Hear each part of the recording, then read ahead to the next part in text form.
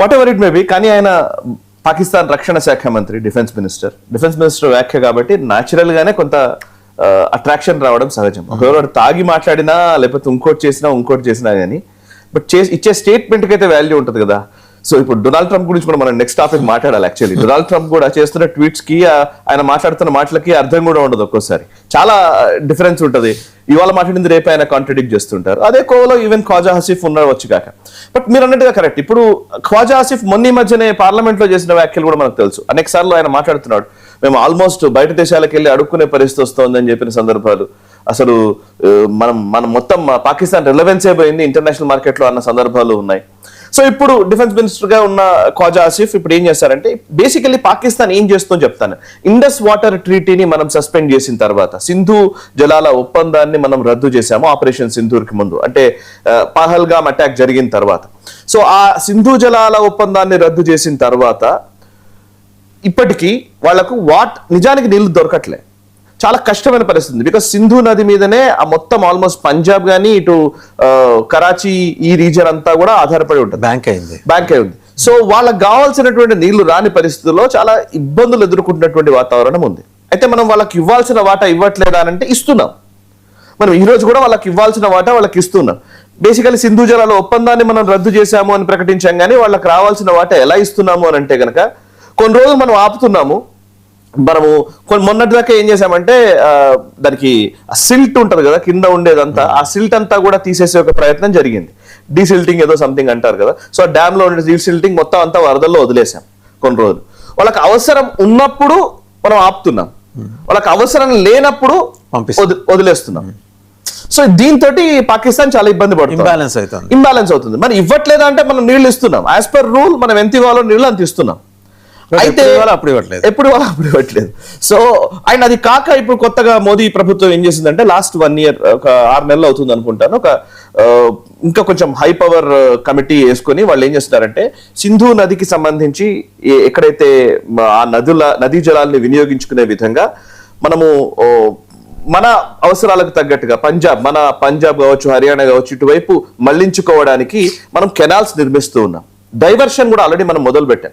అది పూర్తి కావడానికి ఇంకో 1 year 1.5 year పడుతుంది, 1-2 years పట్టొచ్చు. ఆ పూర్తయిన తర్వాత వీళ్ళు మాట్లాడితే కరెక్ట్ మాకు నీళ్ళు రావట్లేదని. ఇప్పుడు మనం నీళ్లు ఇస్తున్నాం. రెండోది ఏంటంటే, ఈ సింధు జలాల ఒప్పందాన్ని రద్దు చేసిన తర్వాత ఈ ఇష్యూని ఇంటర్నేషనలైజ్ చేయడానికి పాకిస్తాన్ ప్రభుత్వం పనిచేస్తోంది. ఇప్పుడు యూరోప్ దేశాల్లో కానీ అమెరికాలో కానివ్వండి కొన్ని లాబీస్ ని వాళ్ళు రిక్రూట్ చేసుకున్నారు. వాళ్ళకి డబ్బులు ఇచ్చి మరీ ఈ లాబీలు నిర్వహిస్తూ ఉన్నారు. అక్కడ కాన్ఫరెన్సెస్ పెట్టడం కానీ, లేకపోతే ఈ పర్యావరణం ఒక రకంగా పర్యావరణానికి ఇబ్బందులు ఎదుర్కొంటున్నాం, మేము చాలా క్షామాన్ని చూడాల్సి వస్తుంది, కరువు కాటకాల్లో పాకిస్తాన్ ప్రజలు ఉన్నారని ఒక మానవతా దృక్పథం అనే యాంగిల్లోకి దీన్ని డ్రైవ్ చేసి భారత వ్యతిరేక దృక్పథాన్ని యూరోపియన్ దేశాల్లో, అమెరికాలో, లేకపోతే ఎక్కడ వెస్టర్న్ కంట్రీస్ లో నింపే ఒక ప్రయత్నం పాకిస్తాన్ స్పష్టంగా చేస్తోంది. అందులో భాగంగానే ఇప్పుడు ఖ్వాజా ఆసిఫ్ ఈ స్టేట్మెంట్ ఇచ్చాడు. ఏమని, సింధు జలాల్ని కనుక మీరు వదలకపోతే, ఇండస్ వాటర్ ట్రీటీని మళ్ళీ మీరు రివోక్ చేయకపోతే మేము మీద యుద్ధం చేస్తామని అంటున్నాడు. ఇలాంటి ప్రగల్భాలు అనేక మంది నాయకులు ఇస్తూనే వచ్చారు. వాళ్ళ దగ్గర నుంచి వచ్చే బిలావల్ భుట్టో కూడా మాట్లాడాడు, వీళ్ళు ఇవ్వకపోతే మేము రక్తం పారిస్తాం. ఎవరు రక్తం పారిస్తారని చెప్పలేదు.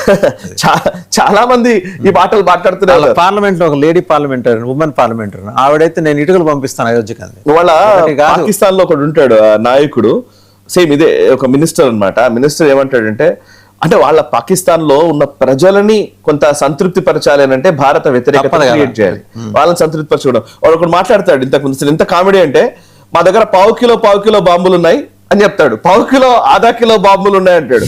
ఆ పావు కిలో ½ కిలో బాంబులు భారత్ మీద వేస్తే, భారత్ అంటే బేసికల్ ఆయన చెప్పేది ఏంటంటే అందులో హిందువులు మాత్రమే చచ్చిపోతారు, ముస్లిం చచ్చిపోరు అంటాడు. ఆ బాంబులు వేస్తే. సో అట్లాంటి మాటలు మాట్లాడే నాయకులు కూడా పాకిస్తాన్ లో ఉన్నారు.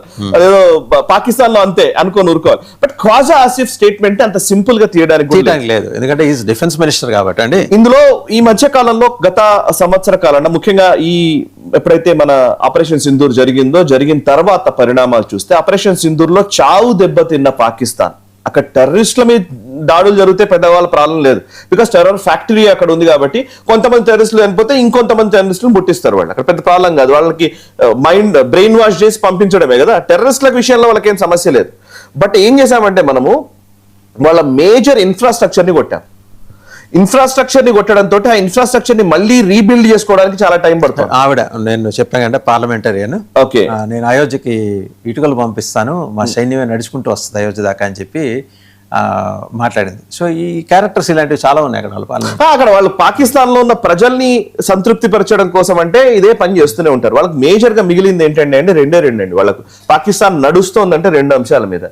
ఒకటి భారత వ్యతిరేకత, 2 యహూదీలు లేకపోతే ఈ అమెరికా వ్యతిరేకత. ఈ వీటిని బేస్ చేసుకుని నడిపిస్తారు. అక్కడ నడిపించే వాళ్ళు కూడా ఎవరు? బేసికల్లీ చెప్పాలంటే పాకిస్తాన్ ప్రభుత్వం అంటే ఎవరు? ఆర్మీ నడిపించే ప్రభుత్వం. అన్ని దేశాలకు ఆర్మీ ఉంటుంది, కానీ ఆర్మీకి ఒక దేశం పాకిస్తాన్ అంటారు.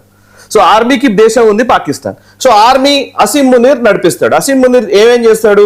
ఇటు ఐఎస్ఐ ఉంటుంది. ఐఎస్ఐ ఏం చేస్తుంది అంటే భారత్ మీద ఒక దాడి చేయడమో లేకపోతే భారత వ్యతిరేక శక్తులని ప్రోత్సహించడమో, ఈ టెర్రరిస్టులకి ఫండ్ ఇవ్వడమో ఈ పని చేస్తూ ఉంటారు. సో దీనికి ఏం చెప్తారు? మతం అనే ఒక రంగును పులిమి పూర్తి మతం చుట్టూతా వాళ్ళని తిప్పుతూ ఉంటారు.